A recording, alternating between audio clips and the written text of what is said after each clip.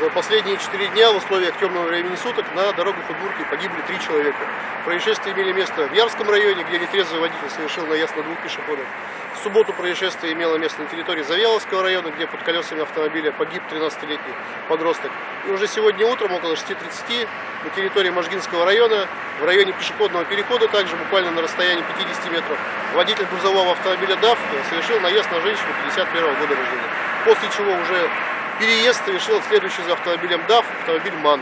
Женщина скончалась на месте происшествия. Поэтому аспект использования световозвращающих элементов пешеходами именно в такую погоду в межсезонье, когда в темное время суток активное движение пешеходов еще наблюдается, он имеет немаловажное значение. Его можно смело назвать вопросом не только жизни, но и, к сожалению, при безответственном к нему отношении вопросом смерти.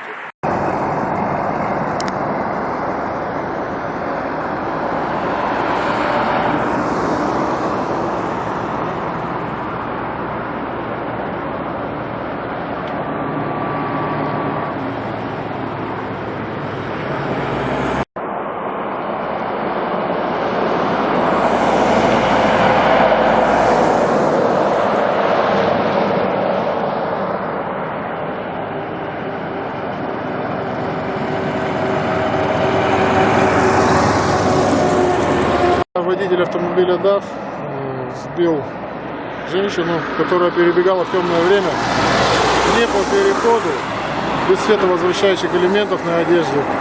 Ну, то есть вообще ее не было видно, буквально за метр ее увидел. Ну, больше этой женщины нет.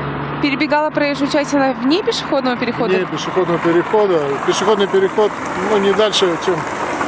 Сколько метров? Метров 70, самое большое было. То есть не дошла она до него и решила перебежать.